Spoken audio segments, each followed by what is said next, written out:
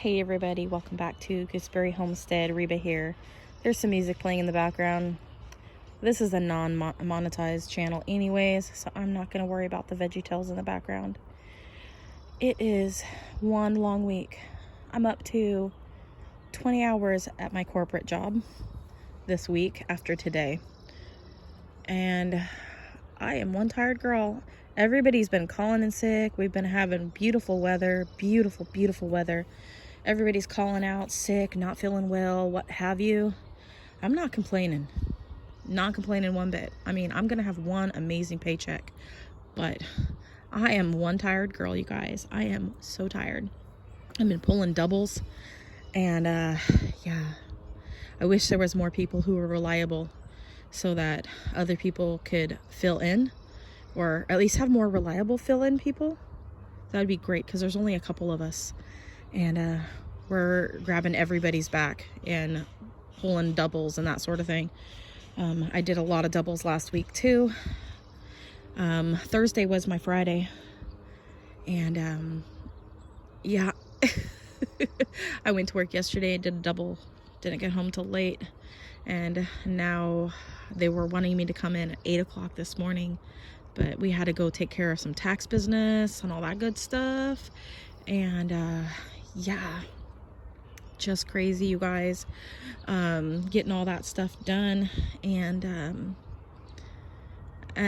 so one gal, she's doing the morning shift today for somebody else who called out. And whew, I'm going to take her shift. So the one who's taking the other gal's shift. So I'm glad she was able to do the other gal's shift so that I could at least fill in for her so she wouldn't have to pull a double either, which she could have pulled a double, but then they would have had her have to go to lunch and all that because she would have been on the clock too many hours. And then it just, you know, in corporate, that's all I have to say. Corporate, there's all these rules and everything, and so if you're there longer than a certain amount of time, then you have to take a lunch. So they're trying to avoid that if at all possible, but we've been kind of put in a hard place because people just keep calling out. But anyways, so I'm here now in the garden. Excuse me, allergies. All the trees are blooming. You guys, look how beautiful that is. So, and then the pollen maker over that way, but the sun is over there. So there's that giant tree over there. It's got yellow blossoms all over it. It's about ready to drop its pollen everywhere. That's blooming. So it's been making my throat super itchy. So there is all of that goodness. So I'm out here watering because we're up in the 80s and we're not even in summer yet. So I wonder if this has any inclination of what our summer's going to be like here. So it's going to be kind of interesting. I'm thinking I might end up having to pull the sprinkler out because I have a feeling it's going to mean it's going to be a dry summer, dry and hot. So I'm definitely going to want to keep the grass somewhat green. So I'll probably end up having to bring the sprinkler out and water a couple times a week. And so that might be a thing I do. And I figured while I'm out here this morning watering, I'll just stop. I've got my hose. I'll stop for a moment and just share with you guys these plants here. So the first half of this is me rambling about work, but you know, it's all good. So I'll just title this rambling at the beginning and sharing the raspberries and blackberries at the end. So fun times. So anyways, I just wanted to come along here, you guys, and share with you what's going on with the container pots and the raspberries and all that. So anybody who's been coming to my channel knows I grow primarily everything in container pots. We are renters. We are in a suburban, like city, I guess you could say. So there's forest all around. However, you know, Pacific Northwest. That's pretty much how a lot of the cities are. Not every one of them, but some of them that are in the Puget Sound region anyhow.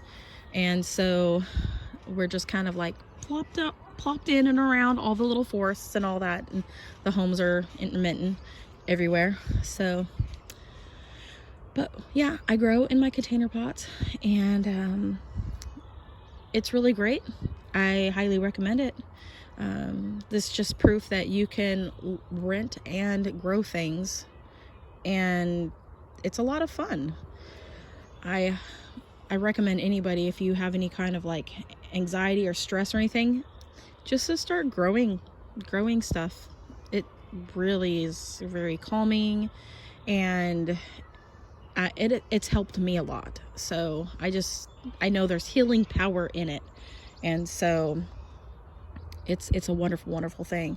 But also with blackberries and raspberries, a lot of the times it my son distracted me, sorry.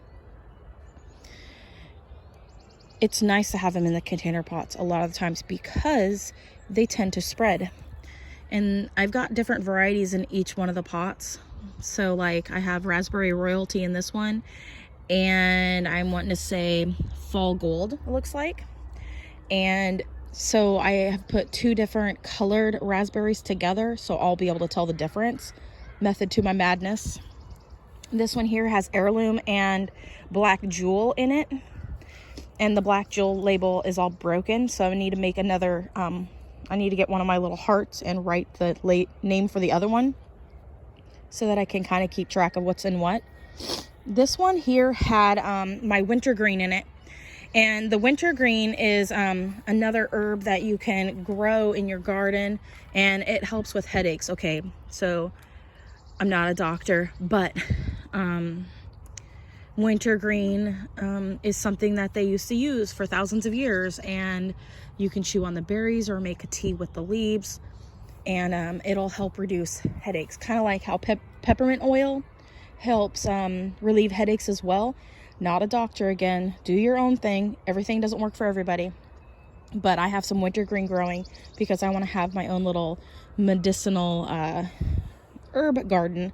And I ended up moving it because it was spreading and it was taking up too much space, and I wanted to give more room for my raspberries in this pot. Now, my allergies are off the charts, y'all. But so I took it out, but I'm seeing down in here, there's these little red, I don't know if you can see them. There's little red bumps down there. There, you can see them now. See those little red things popping up out of the ground? I didn't get all the roots for the wintergreen, which means I'll probably be always pulling out wintergreen from this, which is okay, but I got most of it, so I'll just have more plants later on. And then let's see, so this one has it looks like Cascade Delight in this one. I think that's the only raspberry I have in this pot because I had it planted with that Cascade wintergreen, so I had the 2 cascades together. I'm gonna set my hose down for a moment because it can only go so far. Now this one here is another raspberry, and in this one I have Cascade Gold. So this one is a big spreader. As you can see, it's taking up the entire pot now, and it was a small plant last year. So Cascade Gold is going to be a big spreader. So if you're wanting raspberries that are going to spread, this one is one of them that you want. But if you don't want one that doesn't spread very much, don't know if this is one you want. But that's another great thing about growing in containers, is that you can kind of see what the growth habits are going to be of your plants before you actually commit to them. And I get to taste them and see how I like them too before I decide on which ones I really, really want in my garden.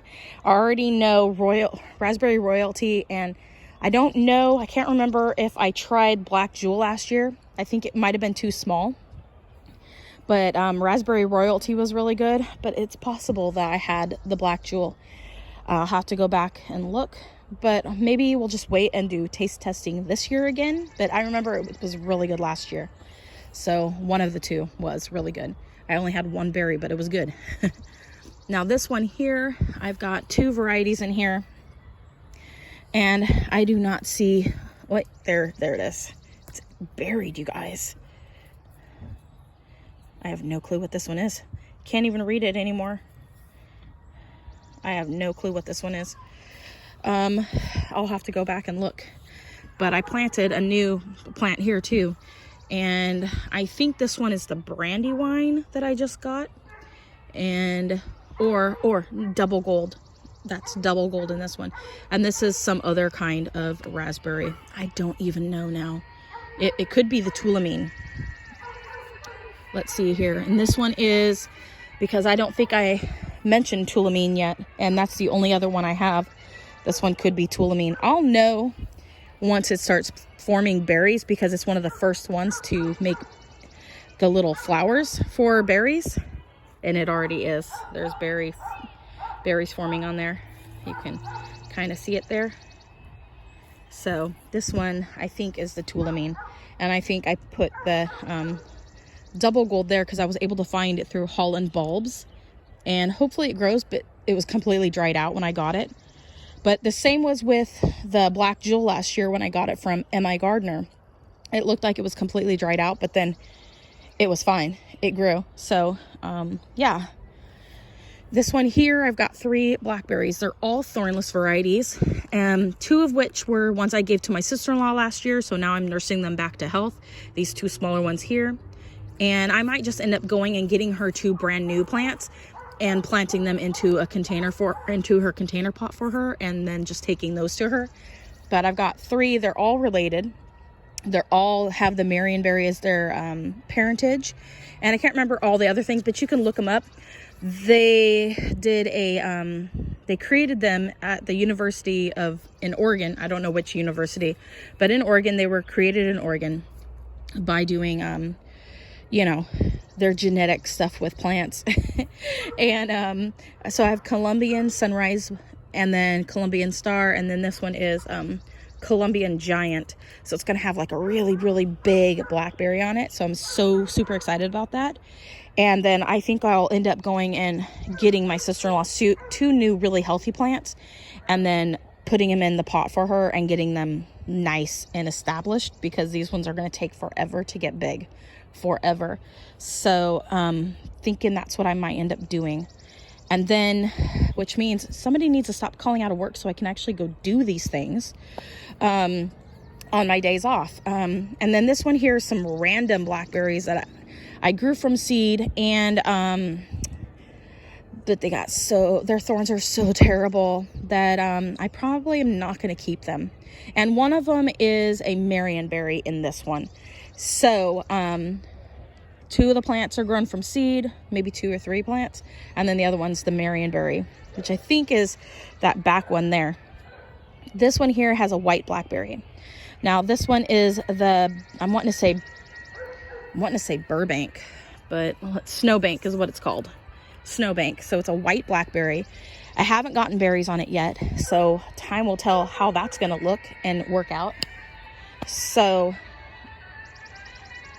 this is how it's looking. Ryan, can you go to the other side of go over there, please? Go over there, please. Thank you. Such a good boy. He was trying to get close so he could hear me talking, you guys. So I've been working a lot, so my kids are trying to get all their attention, so as they can too. But anyway, so it's putting out new shoots here. We had some more berries here along the sides, same exact one of the Snowbank, the white blackberry. But my sister's getting a home, and so she wanted some of the white blackberries, so I pulled them out of the pot because she had bought them for me a couple years ago. And so I went ahead and did that. I only kept like one of them, and I gave her the rest of them that she had purchased originally. And so this is how it's looking. What I've done here is this one here, it was 8 feet tall, and I bent it down and I root tipped it, so it'll create more of more plants for my container. Once it gets rooted, then I can trim the loop. So that's what I've done with the last 2 as well, as I root tipped them so that I can start getting more plants. And these ones I'm noticing aren't spreading as quickly, so you can kind of get an idea of what's going on. Now in this one, this is a white blackberry right here as well, and it is polar berry. So this is a wild one. This one wasn't done genetically in a lab like this one here. The Snowbank was created by doing genetics and that sort of thing. This one's a natural one from nature. So I haven't gotten berries on them yet. So hopefully this year I'll get berries on them. That would be really awesome. And then in this pot, because these are white blackberries, I went ahead and planted 2 raspberries right here. And these ones, I'm trying to remember what they were, but I can't remember. So I'll have to, oh no, I do know. So glad I'm doing this video. These ones are the brandy wines. So all of my blackberries are a mixture of, except for maybe this one right here, the Colombian Star. Those ones might all be blackberries, like fully. But the rest of them are all mixtures of raspberries mixed into the blackberry. So I'm pretty sure most of these are good to be planted with each other. Maybe. Don't quote me. So I have the brandy wines planted right here in with this one. That's how it's looking so far. And this one here, I've got that emerald carpet down here, so you guys can kind of see that. And it's spreading a little bit this year finally. It wasn't doing a whole lot of growing last year. Trimmed it back, all that good stuff. And then this one here is thornless boysenberry here. I've tipped root it as well. I'll end up cutting that eventually. And then this one down here is black satin. So I'm excited to try this one this year. I don't remember if we got to try this one last year, but we've got a lot of good growth on it. So I'm excited, you guys. So those are the blackberries. I figured I'd do one video talking about the blackberries today. Maybe I'll do another video later, since I was kind of ranting about going into work and all that good stuff. But anyways, you guys, my allergies are large and in control right now. I need to go take care of that here in a moment. And thanks for watching. Comment, like, subscribe, click that bell button. As always, have a wonderful day, and love what you grow and grow what you love, and God bless. Bye.